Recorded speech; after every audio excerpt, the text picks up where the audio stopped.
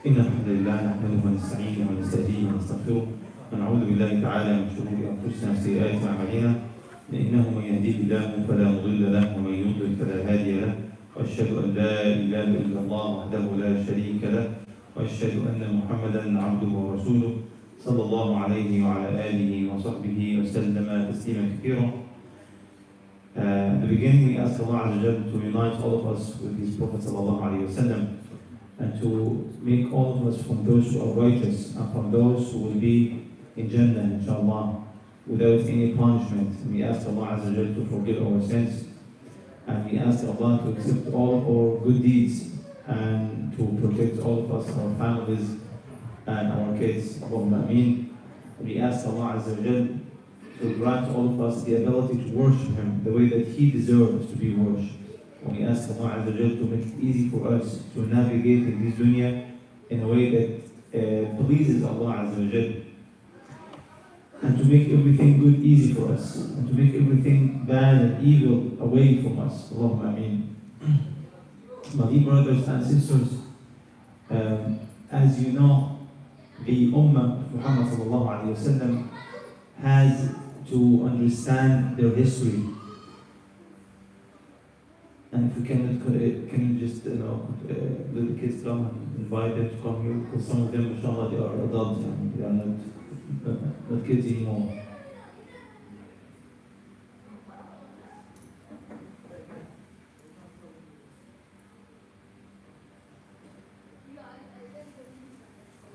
MashaAllah. Just come here. From this way. Yeah, this is the way, actually.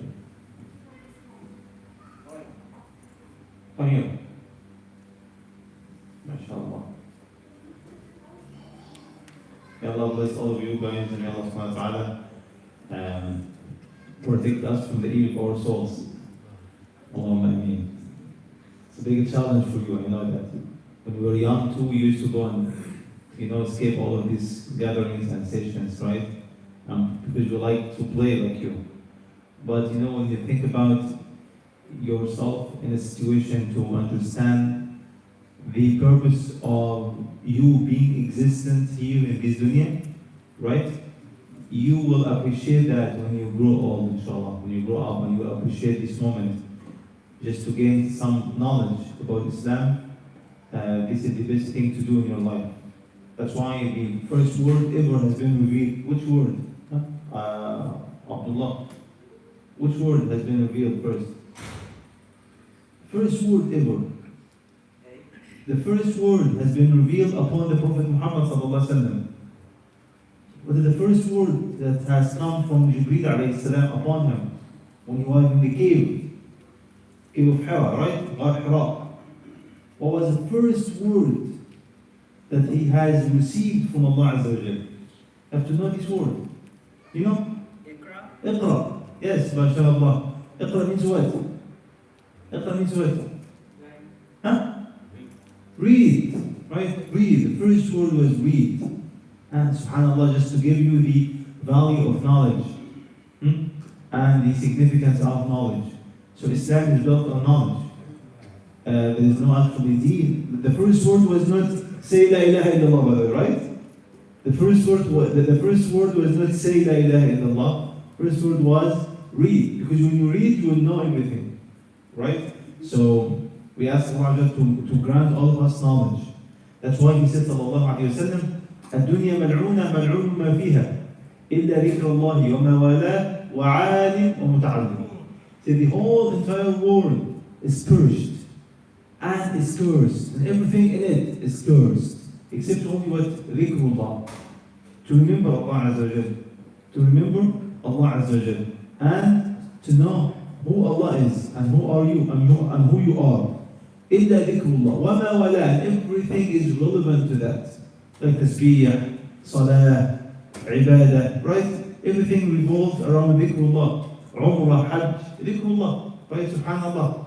وَمَا وَلَا. This is actually what is relevant to that. وَعَالِمْ, and a scholar. And the scholar, he wouldn't actually become a scholar, right, all of a sudden, right? He would actually start the journey of seeking knowledge. Right? Allah said in the Quran, وَاللَّهُ أَخْرَجَكُم مِّن بُطُونِ أُمَّهَاتِكُمْ لَا تَعْلَمُونَ شَيْئًا. Allah has brought you out of the belly and wombs of your mothers, knowing nothing. Knowing what? Nothing. And then, وَجَعَلَ لَكُمُ السَّمْعَ وَالْأَبْصَارَ وَالْأَفْئِدَةَ. And He has given you what? Hearing, sam'a, al-absar, vision, wal-af'idah, hearts to understand. لَعَلَّكُمْ تَشْكُرُونَ, so that you may become thankful. And thank Allah Azza wa Jalla. So, Allah has given us ears for what? For the only purpose of listening and hearing the truth and knowledge. And also He has given us eyes to use it to ponder over what's around us and what Allah has created for us, and to see what Allah has blessed us by. And والأفئدة, the hearts. Right? So we just need to appreciate that. So back to the point that I was talking about, I said the whole ummah of Muhammad sallallahu alayhi wasallam has to understand their position and why Allah subhanahu wa ta'ala has chosen them to be the best ummah ever, has been brought up to the humankind. As Allah said in the Quran, كنتم خير أمة أخرجت للناس تأمرون بالمعروف وتنهون عن المنكر وتؤمنون بالله. You are the best nation, you are the best ummah ever, has been brought out and brought up to the humankind ever. And He mentioned the factors and the elements of being the best. Not because of our lineage, not because of our race, because the Ummah includes every and all the kinds of races, right? And all the kinds of colors and lineage. The Ummah is not exclusive to a particular and a specific race, a specific color. Anybody says La ilaha illallah, he's from the Ummah, Muhammad. Anybody believes in Muhammad, he's from the Ummah, right? So He said that because of what? تَأْمُرُونَ بِالْمَعْرُوفِ وَتَنْهَوْنَ عَنِ الْمُنكَرِ وَتُؤْمِنُونَ بِاللَّهِ. You enjoying good, you forbid evil, and you believe in Allah Azza wa Jalla. But here again, the Ummah cannot understand that without knowing their history. Right? That's why we say any Ummah doesn't have history, will not have future. Will not have future. So we have to understand our history. And this is actually what is being deliberately and intentionally done by our enemies. If you ask our kids now about the Muslim history, the Muslims' history, you wouldn't find any answer. Right? Alright? Let alone the adults. But let's talk about the kids now, right? Maybe we actually were born in Muslim countries, so we came from Muslim countries. So actually we had a chance to learn something, right? Due to the environment and what is going on over there, everything. SubhanAllah, so at least we have kind of background. But what about those who are here? Born here, raised here, nobody taught them the history of Muslims. Nobody actually, spoke about this brilliant history of Muslims. The golden ages of Muslims, right? The golden ages which actually was at the same time of the dark ages of Europe, right? So nobody told us about that. Nobody told them about that. And that's why they are not proud of who they are. No, they're not proud.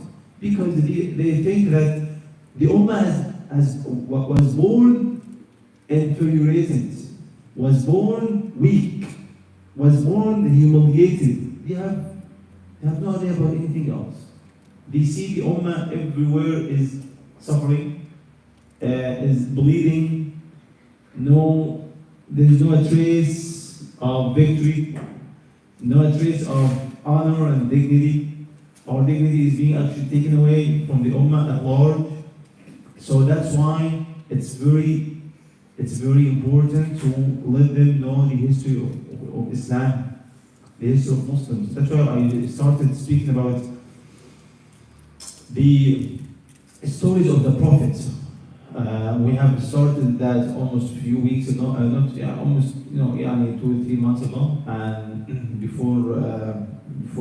after a while actually we started this journey to speak about the prophets of Allah Azza wa Jal, because these prophets of Allah Azza wa Jal, they are representing the Ummah also.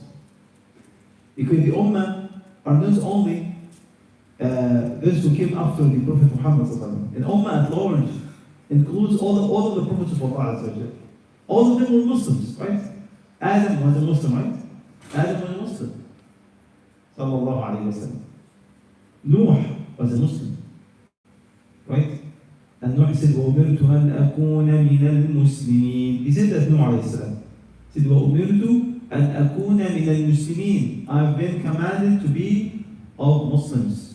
To be of Muslims. Subhanallah.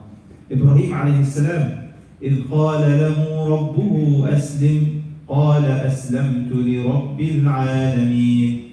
Allah said, recall and remember. And remind everybody, when Allah has said to Ibrahim, submit yourself to Allah, become a Muslim.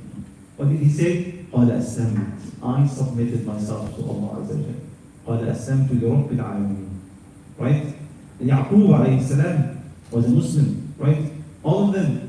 Allah said, وَوَصَّى بِهَا إِبْرَاهِيمُ بَنِيهِ وَيَعْقُوبُ يَا بَنِيَّ إِنَّ اللَّهَ اصْطَفَى لَكُمُ الدِّينَ فَلَا تَمُوتُنَّ إِلَّا وَأَنْتُمْ مُسْلِمُونَ. Said Ibrahim, he has given this advice to his kids. And Yaqub too, he has given that. What did they say? They said, إِنَّ اللَّهَ اصْطَفَى لَكُمُ الدِّينَ. Indeed, Allah has chosen this deen for you.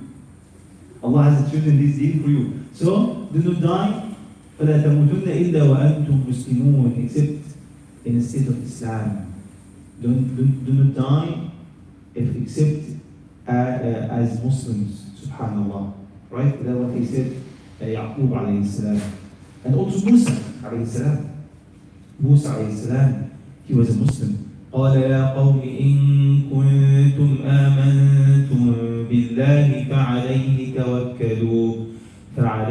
توكلوا إن كنتم مسلمين. He said to his nation, all my elders, all my people, if you believe in Allah, so trust Him and put your trust on Him, rely on Him, if you are really Muslims.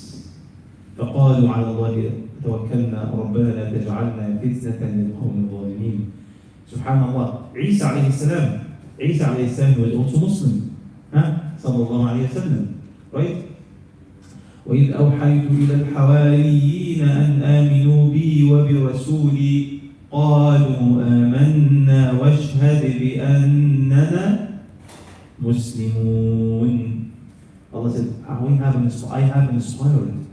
Remember when I inspired to the disciples of Hawariyin, the companions of Isa alayhi salam, to believe in me and to believe in my messenger. What did they say? They said, we have believed. قالوا آمنا, we have believed. واشهد, and witness, O Allah, that we are what? Christians? Or what? Muslims. Or Muslims. Subhanallah. And then Allah subhanahu wa ta'ala said about Muhammad sallallahu alayhi wa sallam, إِنَّ الدِّينَ عِنْدَ اللَّهِ الْإِسْلَامِ. Indeed, the true religion with Allah is Islam. And he said another verse in Surah Al-Imran, وَمَنْ يَبْتَغِ غَيْرَ الْإِسْلَامِ دِينًا فَلَنْ يُقْبَلَ مِنْهُ وَهُوَ فِي الْآخِرَةِ مِنَ الْخَاسِرِينَ. Whoever seeks a religion other than Islam, it will never be accepted from him. And the hereafter he will be one of the losers. So that's actually very scary, right? So only have one way to attain and acquire and gain the pleasure of Allah Azza wa Jalla, to become Muslim. That's why we are here to know about the history of Muslims, and especially when we are receiving a new year. And this new year actually has been initiated by the Sahaba. As I mentioned today in the khutbah, that at the time of the Prophet ﷺ, he didn't assign for them Muharram to be the first month of the Muslim year, right? Did he? Did he do something like that? No, he didn't do that. Even he didn't tell them to mark the incident and the event of Hijrah to be the moment that we start our calendar and to mark our Islamic date. He didn't tell them that, subhanAllah, right? So at his time, there was no any mention of the Hijri year. It wasn't there. It wasn't there. But the Sahaba, and why Muslims accepted that? Why did Muslims accept that and adopt it?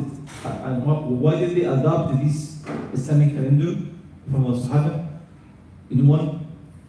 Because the Prophet sallallahu alaihi wasallam, he said, "عليكم بسنتي وسنة الخلفاء الراشدين المهديين من بعدي." He said, stick and hold firm to my sunnah, to my way. So the word sunnah, as we mentioned several times before, it means what in general, when we speak about sunnah in general, it doesn't mean the obligatory prayers or the additional salah or voluntary ibadah that we do. No, it means what? Can say. Huh? What does it mean to it? And say Al-Quran and Sunnah, our sources of our deen. So it means what? Yeah, his way, his lifestyle. His lifestyle, right? So he said, stick to my lifestyle in general. Stick to my way. Alaykum bi sunnah. Hold fast to my sunnah, to my way. Right? وَسُنَّةُ الْخُلَفَاءِ الرَّاشِدِينَ, and the way of those successors, the guided ones who will come after me. Al-Mahdiyin, the guided, Ba'di. And who are those? You know what? My mistake that I forgot your name. What's your name? You. Yeah, yes. Huh? Nahyan. Come Nahyan. Alhamdulillah, I remember now. Come here, Nahyan. I want to ask you, sit down here, man. You know I love you, right? You know I love you? Huh? You don't know? Now you knew, right? Okay.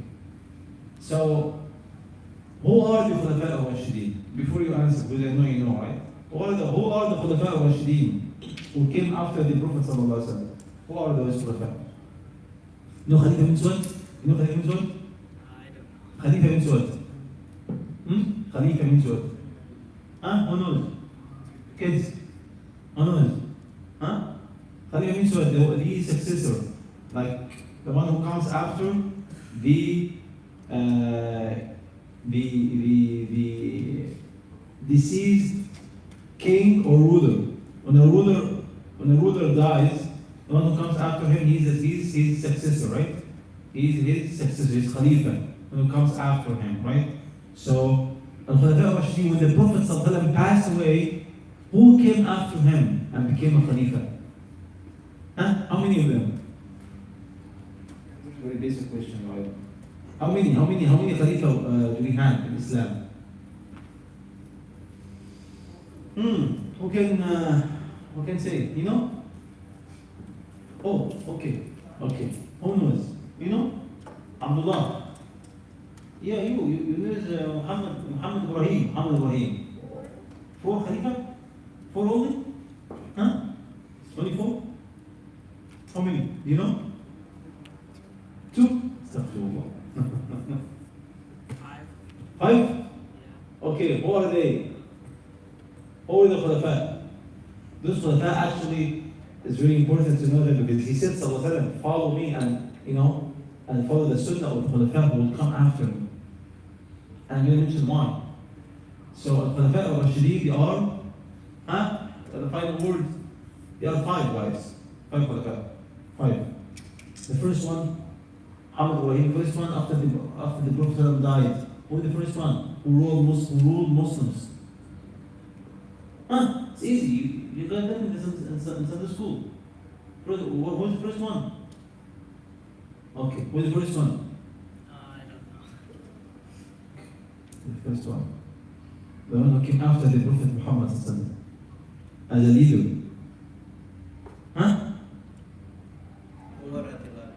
Omar? as-Siddiq radiallahu anhu, right? Who came after the Prophet Abu Bakr as-Siddiq radiallahu anhu. I'm going to actually go into details and delve into the details and say to you and ask how many years did he rule. I think it's going to be difficult, right? Anyway, Abu Bakr as-Siddiq came after the Prophet ﷺ, and he ruled for 2 years and 2 months, right? 2 years and 3-4 months, like almost like that, right? And then after Abu Bakr as-Siddiq, who came? Umar al-Khattab radiallahu anhu came after Abu Bakr as-Siddiq radiallahu anhu. And then who came after Umar? He ruled almost 10 years plus, right? Then who came after Umar? Uthman radiallahu anhu. He came after Umar and he ruled for almost 12 years, right? And now how many? We mentioned 3, right? Who is the 4th one? Ali radiallahu anhu came after Uthman radiallahu anhu. Now 4. Who is the 5th one? Is it Khalifa? Is a question for everybody now. Who knows? The 5th, Umar bin Aziz? No, he is not. Actually, he was given this title because of his justice. But he came away, he's not even from Sahaba. No. Muawiyah is the first king. Muawiyah is the first king of Islam. Muawiyah came after the era of Khulafa ended. And why do we say that the Khulafa era has time? Because the Prophet ﷺ said, الخلافة في أمتي 30 عاما أو 30 سنة. He said, the era of Khilafah in my nation will be only for 30 years after him. ﷺ. So within the first 30 years after the death of the Prophet ﷺ, these years are only the years of Khilafah. So who ruled within the first 30 years? This is the question now. Who actually did rule within the first 30 years after the death of the Prophet ﷺ? Abu Bakr as-Siddiq, Umar ibn Khattab, Uthman ibn Affan, Ali ibn Abi Talib radiallahu anhu, and then the last one was Al-Hasan ibn Ali. Al-Hasan ibn Ali, he ruled for 6 months. Because his dad, Ali ibn Abi Talib, he got killed as Shaheed, radiallahu anhu, 6 months before the end of these 30 years. And then his son Al-Hasan ibn Ali, he became a Khalifa after him, a ruler after him. And then, subhanAllah, after 6 months of his Khilafah, what did he do? He stepped down himself willingly to protect Muslims from fighting, right? He stepped down and he gave it to Muawiyah radiallahu anhu. He gave the hukm now, no khilaf khalas, no more khilaf now. He gave the rulership to Muawiyah. So Muawiyah became the first king in Islam. So Muawiyah came after the 30 years finished, right? And he ruled after this era. So Muawiyah became the first king in Islam. So when you are asked, who is the first king in Islam? What's the answer? Muawiyah radiallahu anhu. But the first Khalifa was Hassan ibn Ali. Umar ibn Aziz, he came after Muawiyah, and he came after, his son Yazid, and he came after those almost, few years after. But he was given this title, as brother mentioned, because he was so just. So the people actually, they, subhanAllah, like they said about him, Khalifa Rashid. Subhanallah. Because Hassan ibn Ali, he only ruled for 6 months. So some people, they don't know about his, subhanAllah, era and himself. But Hassan ibn Ali, he is one of those khulafa, right? Khulafa al-Rashidin of this ummah. And the Prophet ﷺ, he actually praised him, by the way. He praised him for what he did, right? He said when he was young, Inna ibni hada sayyid. He said what? Inna ibni hada sayyid. Indeed, my son, his grandson, right? He said, he's my son. He is a sayyid. He's a master. What's the reason for him to become a master? What's the reason for him to become a master? What's the reason for Al-Hasan to become a master, to become Sayyid? قال رسول الله صلى الله عليه وسلم إن ابني هذا سيد ولعل الله أن يصلح به بين طائفتين عظيمتين من المسلمين. And perhaps Allah will reconcile, due to his efforts and because of him, between two big groups of Muslims. Of what? Of what? Muslims. So both of them were Muslims. Not like Shia claims that those who were against Al-Hasan or Ali were not Muslims. Ali said, Al-Hasan ibn Ali, he will become a reason, and he will become a Sayyid, and he's Sayyid, and he will be a reason for Muslims to make reconciliation, tasaluh, right? And to come united together, because of what he did. Al-Hasan ibn Ali تنازل الحكم عن الحكم لمعاوية رضي الله عنه, and he stepped down for Muawiyah رضي الله عنه, and that was a reason for Ummah to come together, unite again. And this was the year of 40. The year what? When Hassan did that, 40 years after Hijrah, right? Which is actually 30 years after the death of the Prophet sallallahu alaihi wasallam, right? So 40 years after Hijrah, and that's why the scholars call this year عام الجماعة. They said this is عام الجماعة, mean the year of unity. Subhanallah, because the Muslims came together and became united under one ruler, who is Muawiyah radiallahu anhu. So this is actually brief. And then back to the point, Umar ibn Khattab, one of the Khulafa al-Rashidin, he actually kept on sending messages to people, and there was no date. They didn't know which date, right? And subhanallah, they said, Ya Amir al-Mu'mineen, we have been receiving messages from you, and there is no date. Which and which what, and we don't know actually which message came first and what it is. And he just consulted the Sahaba and he gathered them. He said, let's actually put a calendar for us now. And then they started thinking, from which actually event in Islam? Is it from the time the Prophet was born? Even it's not 100% known when was he born, so he said, is it from the time that he received the messengership? Right, the first message came to him when he was in the cave of Hira. Do we do it from that moment? And Umar said, I believe, let's make it from what?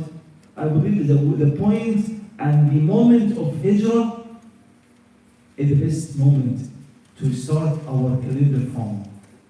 And he said, Al-Hijrah فرقت بين الحق والباطل.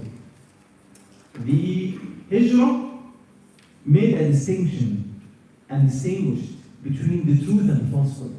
So Umar ibn Khattab, one of the Khulafa al-Rashidin, is the one who actually chose the Hijrah event to be the moment of starting of this Islamic calendar. And he said because of the Hijrah, it was a big incident in the Muslims' history, right? The Prophet ﷺ, he migrated, the Sahaba migrated. It's not something easy. Although if you are, subhanAllah, imagine somebody he's relocating only from a home to another home. How difficult it is, right? Like, to remove, it's a big deal actually. It's not something easy to relocate, maybe even in the same town, right? But from this house to another house, man, it's a big hassle, right? And you didn't lose anything. You have, but just, imagine somebody is relocated to another state, and he is willingly doing that. Imagine somebody is moving out unwillingly, like he is being ousted.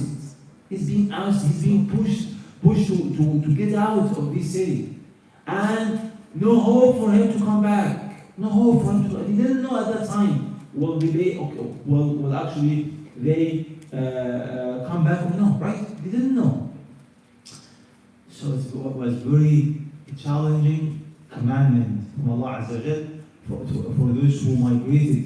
That's why Al-Hijrah, tomorrow, today the last day of the year. Which year now we are? 1430. 1430? 43. 43? 44. So the 44 is coming, right? Yeah. Yeah, 1444. 44 years, يعني, subhanallah, after the hijrah of the Prophet sallallahu alayhi wasallam. And this is actually what we need to know. Because the nation now became so back, behind, because we don't actually, like, ask our kids now, do you know which year are we? Ask them. Hijri year. Which month? Nobody knows. And this is our history.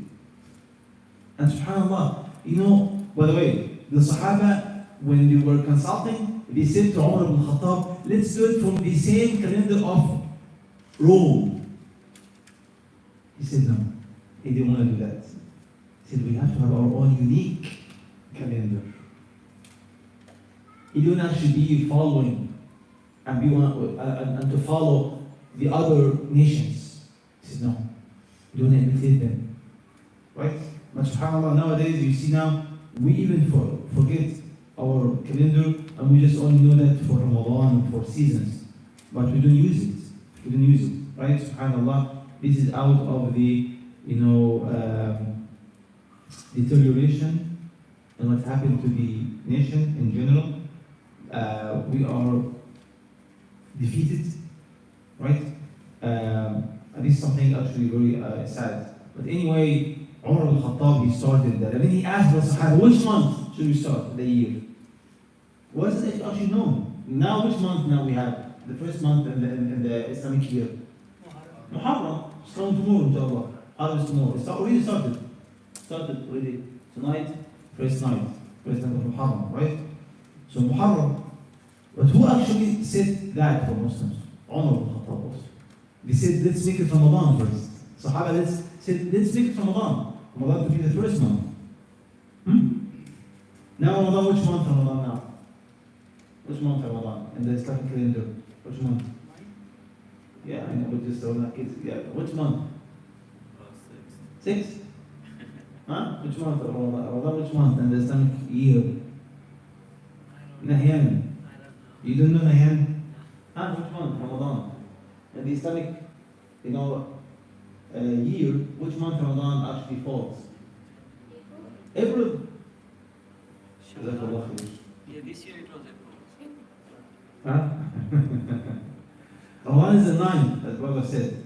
The 9th, right? But actually the Sahaba said to Umar al-Khattab, let's make it the first.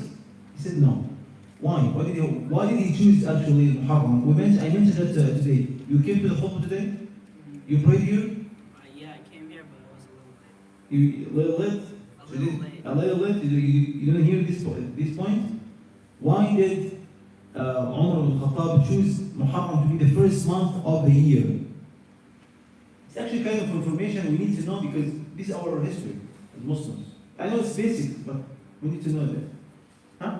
Why did he choose the month of Muharram? Actually, there was a reason behind that. He said, look guys, what is the last pillar of Islam? Hajj. Hajj is the 5th pillar of Islam. And it actually takes place in which month? The Hajj. Just so, okay, let's start after Hajj. Hajj now, finish the year. Because Hajj is the 5th pillar and the last pillar of Islam. So the next month, like logically, is a new year. A new beginning, a new start. SubhanAllah. And then the Sahaba agreed on that. And from that moment, we are using the month of Muharram to be the first month and Hijrah to be the SubhanAllah. But Hijrah, when did it happen? By the way, people celebrate Hijrah and Muharram. Because it's the beginning of the year, right? They celebrate Hijrah and Muharram, right? Everywhere. You see Hijrah and there's a big celebration. Hijrah. But Hijrah, when did it happen? Which month? I go again. When did the Prophet migrated from Mecca to Medina? Huh? Guys, you have to know that. I don't know, you come to school doing what? Playing games? Huh? So when did he migrate? يعني subhanAllah, it's very actually remarkable event in the Muslim history. But you know what, subhanAllah, يعني anybody knows before I say? ربيع الأول, جزاك الله خير. The month of ربيع الأول. The month of ربيع الأول, subhanAllah. Some scholars said he actually started by the end of Safar, right? And he arrived Medina in ربيع الأول. ربيع الأول. He arrived to Medina the month of ربيع الأول. Imagine that.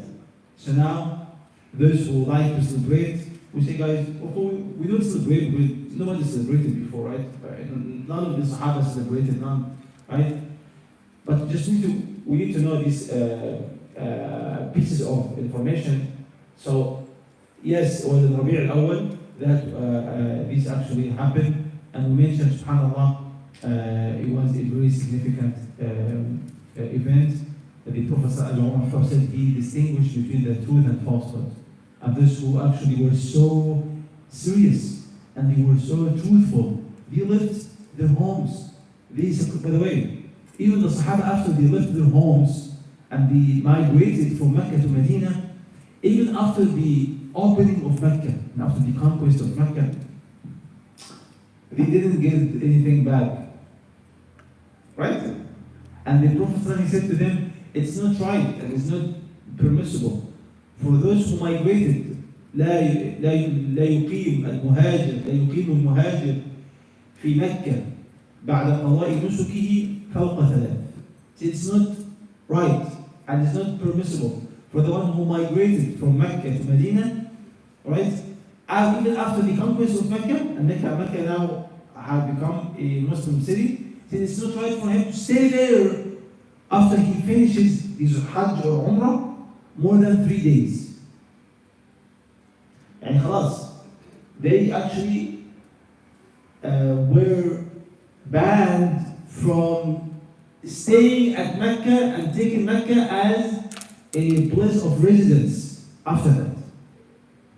Yes, you would have a chance to go and travel and stay there, make a Hajj and Umrah. They might stay 1, 2, 3 days after, but that's it. Because after 3 days, you become now a local, no more traveler. That's why we say, that's why this is a hadith that actually scholars, some of them said, and if you travel somewhere and you say, less than 3 days, you keep on shortening your salah, and you can, if you are in Ramadan, you can actually break your fast. But if you plan to stay more than 3 days from the first day, you are not traveler. This hadith. The Prophet he made it as a criterion. If you travel to Mecca, if you go there 1, 2, 3 days, you are still not Meccan. You're not what? You're not Meccan person. You're not from Mecca now. But if you stay more than 3 days, alas, you're part of Mecca. Subhanallah. So that's why he said, don't stay there more than 3 days. So can you imagine the volume of sacrifice, right? Subhanallah, that they have done for the cause of this deen. Right? And in order to spread the deen to you and to me, and now it's easy for us to know. But who knows? And by the way, this is some of the examples. Like our kids outside, they don't know. But the point is not that we don't know. The point is we don't have a zeal to know. Yeah, there is no any actually interest in our hearts to know. We don't care about knowing what this deen, and subhanallah, as I mentioned today, it is actually a big disaster in the Muslims nation at large. Nowadays you see Muslims, they are away from their history. They don't read. They might read any book, English book about anything. Shakespeare, right? Charles, what's his name? Charles Dickens. Charles Dickens. And this is actually novels, right? You keep on reading and and mashallah, they have zeal to read that. Comes to Muslim history. This is your legacy after you, and this is your history before you. What will actually you leave to your kids? That is the history of Muslims. So who cares about that? That's why, wallahi, we say it is us. Sometimes we say our rulers, our presidents, the Muslims rulers didn't tell you don't read your history. The Muslims rulers didn't tell you stay away from Quran and Sunnah. The Muslims rulers didn't actually command you and then force you to neglect your deen and your tarikh, your history, right? And this is the glory of this nation. Subhanallah. So the Prophet sallallahu alaihi wasallam and let alone the sacrifice of the Sahaba. Yani subhanallah, look to the Sahaba who sacrificed a lot for this deen. For the deen of Muhammad sallallahu alaihi wasallam. That's why we say, brothers, wallahi, and I'm going to talk about women now. Because we are brothers who come to masjid every day, and still we need just to, what? Sisters, the women, the factories of men, those who actually are, responsible to raise up our kids. Most of them, they are not aware of anything. Most of them, they don't know anything about, subhanallah, barely they might know the 5 pillars of Islam and these basics, and you just ask them beyond that, subhanallah. Now they try to commemorate. They say, you know what? This is actually this is a parade for this, right? They make parades for that. They make what's his name? Like anybody, he did anything for humankind. He tried to commemorate his actually works, right? And subhanallah, give people vacations. What's his name? This guy. You take vacations because of somebody who was actually fighting the slavery. Abraham Lincoln. No, but he was an African guy. No, the name has gone from my mind. Martin Luther King, right?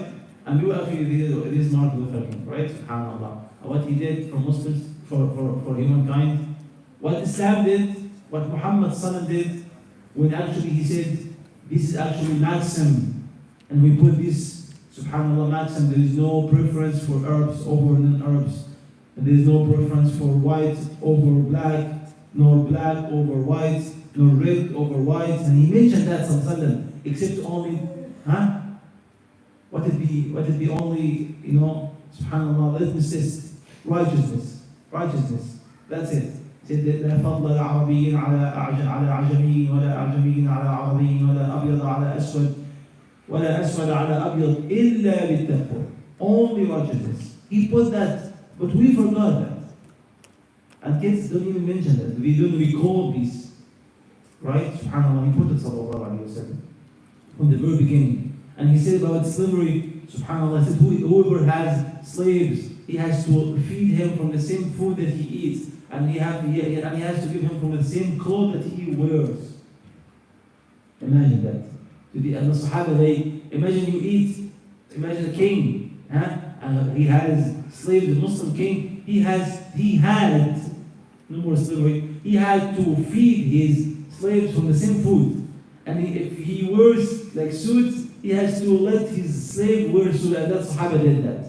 As we mentioned before, one day Abu Dhab, or one of the Sahaba, he was in the marketplace and he had, suits, but the jacket was not matching with the pants. Different. And his slave has another suit, and the jacket also the suit was not matching with the pants. So he asked, why don't you just, still take the pants of this jacket and give him, to make it match? He said, no. The Prophet ﷺ, he said to me, and he said to us, أطعموه مما تأكلون وألبسوه مما تلبسون. He said to us, feed them from the same food that you eat, and let them wear the same dress, same coat, same everything, same quality. This is Islam. In Islam, a slave became a ruler, and he ruled and governed Al-Medina. Right? What was his name? This slave man who ruled Al-Medina at the time of Umar ibn Khattab. Umar ibn Khattab, he went somewhere, subhanallah, traveled out of the city, right? And he said to Abu Ubaidah, or one of the Sahaba, to just be a ruler at Medina until he comes back. And then when he actually came back, he saw the Sahaba that he assigned him is outside Medina. What happened to you? Who is taking care of Medina now? Who is the ruler over there? You were supposed to be there. Because he went out to welcome him. He said, I let somebody else to be the ruler. He said, who is that? He said, Ibn Abza. Ibn Abza. He said, who is Ibn Abza? Umar, he didn't know him. He said, who is Ibn Abza? It is Mawli ibn Medina, and the freed slave. He said, a freed slave. You put him over Medina as a ruler. What's wrong with you? He said, no, just hold on. He is actually Hafiz, the Quran. عالم بالفرائض. He memorized the whole Quran, and he knows this actually chapter of fiqh, which is inheritance, how to distribute inheritance. He has knowledge. O Amir al-Mu'minin. And then he said, Subhanallah, إن الله يرفع بهذا الدين أقواما ويضع به آخرين. Allah subhanahu wa ta'ala elevates because of this deed some people, and he puts others down. He puts others down. Subhanallah. So imagine this is the history of Muslims. Huh? Who actually now mentions Umar ibn Khattab? Who mentions Ibn Abza? Who mentions Bilal ibn Rabah? Right? So actually, I said it's time for us to start reading the history. And subhanAllah, we started as after Ramadan the story of the prophets, and we started the prophet of Adam. We finished the prophet of Adam. We were supposed to continue the prophet who comes after him. Who comes after Adam alayhi salam? Who is after Adam? Huh? Nuh alayhi salam? Ibrahim alayhi salam? Okay. I made you actually doubt. Who comes after Adam alayhi salam? Second prophet after Adam. Huh? Nuh. Nuh alayhi salam, yes. Man, be confident. Nuh alayhi salam. Nuh alayhi salam came after Adam alayhi salam. And Nuh is the first one. Nuh is the first one. Huh? Messenger. And Adam is the first prophet. Nuh is the first messenger alayhi salam. And how many years were between Adam and Nuh alayhi salam? How many years? 100 years? 1,000 years. 10 قرون. قال رسول الله صلى الله عليه وسلم بين آدم ونوح 10 قرون كلهم على التوحيد. Imagine this. Between the era of Adam alayhi salam and the era of Nuh alayhi salam, 10 centuries. But during these centuries, people were like naked, as they tried to portray. First insan, first the human, he was naked. He didn't know how to use fire. Read these stories, right? Those atheists try to, spread. He didn't know how to cover himself. He was like, he looked like monkeys. And they picture him like, what? Adam alayhi salam, he was the best man. Means Allah has created him. That's why Surah said he was the most handsome man. Like we know Yusuf alayhi salam, he was given half of the beauty, right? Half of the beauty of humankind was given to Yusuf alayhi salam. This is who was given the full beauty? Adam. Because Adam, Allah has created him by his own hands. He wasn't, Adam, was he born? Adam wasn't born. Adam wasn't born, was created by Allah Azza wa Jal. Right? Allah created him, himself. And he was like, created him as a man, not as a child, and then he was a man. From the very beginning, he was a man. Right? Think about that. Your father Adam alayhi salam, he was created as a man.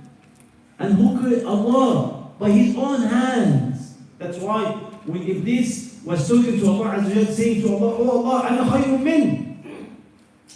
I'm better than him. What did Allah say to him?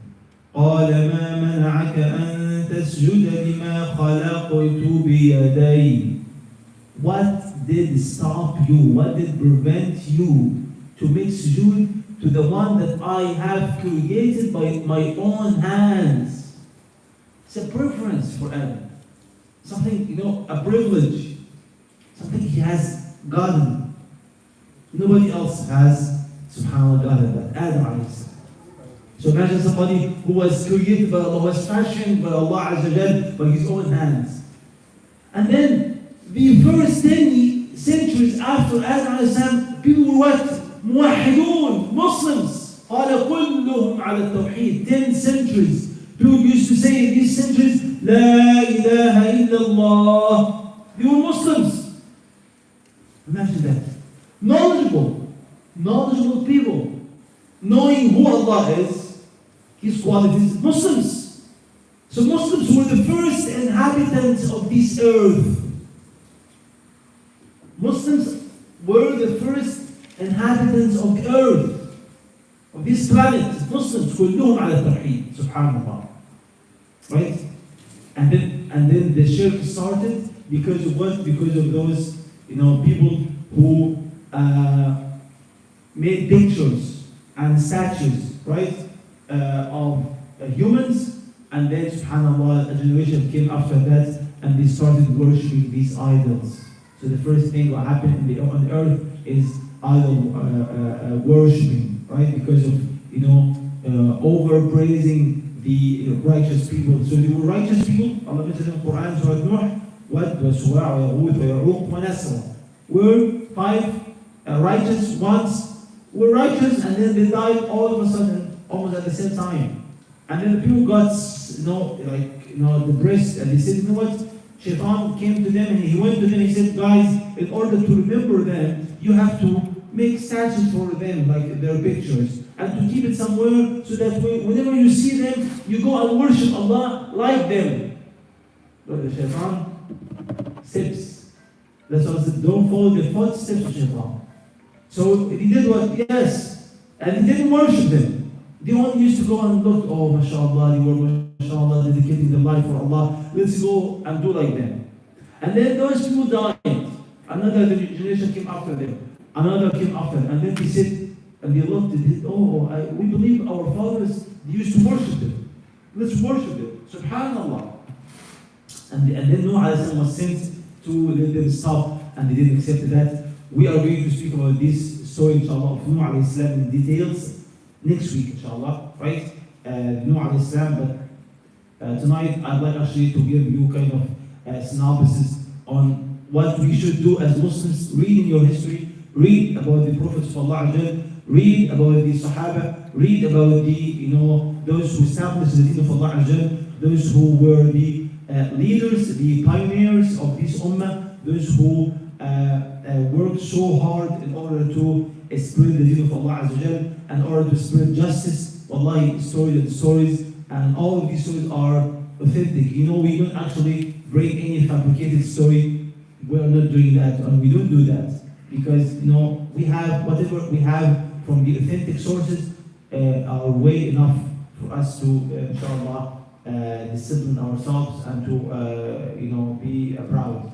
So we have a few minutes. If you just have any question, we're going to take a few questions, inshallah, before Isha. Any question? Any question about anything you have said? Anything you haven't said? Anything you want to ask about? Huh? No, nobody has any question? Any clarification?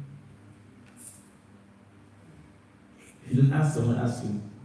5 minutes left. Everybody hungry. That's why I'm asking. Everybody's hungry? So we're going to eat before Isha, inshallah? I don't know. Huh? So, okay.